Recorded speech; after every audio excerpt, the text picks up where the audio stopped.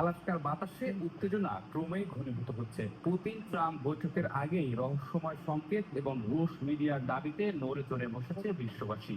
বহু বছর ধরে ডুমসডে রেডিও হিসেবে পরিচিত রাশিয়ার যুদ্ধ রেডিও স্টেশন সম্প্রতি দুটি কোড ওয়ার্ড সম্প্রচার করেছে, ঠিক সেই একই শব্দগুলি যা 2022 সালে ইউক্রেনে আক্রমণের আগে ব্যবহার করা হয়েছিল।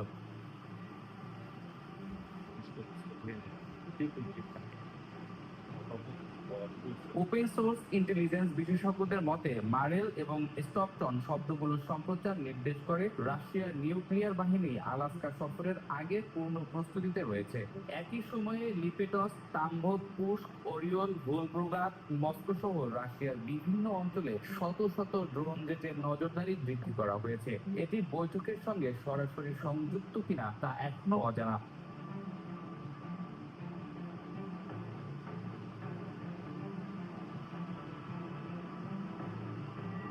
এদিকে পুতিন সমর্থিত মিডিয়ায় ট্রাম্প পুতিনকে হোস্টেজ রাখতে পারে এমন সম্ভাবনা উল্লেখ করা হয়েছে। মস্কোভস্কি কনসোমোলস এর এক কলামিস্ট পুতিনকে হোস্টেজ নম্বর 1 আখ্যা দিয়ে বলেছেন, বৈশ্বিক পরিস্থিতি বিবেচনায় ট্রাম্প এমন পদক্ষেপ নিতে পারে। এর ফলে যদি বৈঠকের সময় অপ্রত্যাশিত কোনো ঘটনা ঘটে, তা স্বয়ংক্রিয়ভাবে যুদ্ধের কারণ হয়ে উঠতে পারে। То же самое на Украине с этим. А что же? Как же назвать? বিশ্লেষকরা মনে করছেন এমন পরিস্থিতিতে রাশিয়ার স্ট্র্যাটেজিক প্রতিরোধ ব্যবস্থা, ক্ষেপণাস্ত্র, বিমান, নৌবাহিনী, এমনকি নিউক্লিয়ার অস্ত্র পূর্ণ যুদ্ধ সতর্কতায় থাকবে। অনির্দিষ্ট কিন্তু ভয়ঙ্কর এই উত্তেজনা বিশ্বযুদ্ধের সম্ভাবনাকেও উস্কে দিতে পারে। বিশেষত চীন ও ভারতের মতো বৃহৎ শক্তিগুলোকে নীরব রাখা কঠিন হবে। Потом говорят проблемы и в экономике многих западных стран, и во внутренней политике. মিডিয়ার বিশ্লেষণে বলা হয়েছে ট্রাম্প চাইলে পুতিনকে সাময়িকভাবে আটক করতে পারে।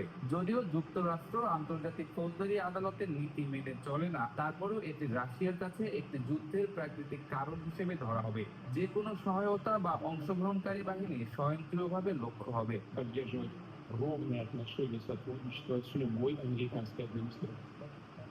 এর ফলে বৈঠকের কয়েক ঘন্টার মধ্যেই দুই নেতা উত্তপ্ত আলোচনায় বসবেন, যেখানে শুধু কূটনৈতিক কৌশল নয়, মনস্তাত্ত্বিক যুদ্ধও সমান্তরালভাবে চলবে। রাশিয়ার রাডার ও ড্রোন নজরদারি, নিউক্লিয়ার সতর্কতা এবং মিডিয়ার তীব্র কণ্ঠস্বর বিশ্বকে দেখাচ্ছে আলাস্কা শুধু একটি বৈঠক নয়, বরং ভবিষ্যতের শক্তি খেলার এক মঞ্চ। Что будет? И наши нет прикроют. Ну, хотя бы так. শেষমেশ বৈঠক কেমন হবে, শান্তির দিকে বা উত্তপ্ত সংঘাতের দিকে এগোচ্ছে কিনা তা এখনো অনিশ্চিত। তবে এটি নিশ্চিত যে আন্তর্জাতিক কূটনীতি, সামরিক প্রস্তুতি এবং মিডিয়ার উত্তাপ এই বৈঠককে ইতিহাসের এক চ্যালেঞ্জিং অধ্যায়ে পরিণত করেছে।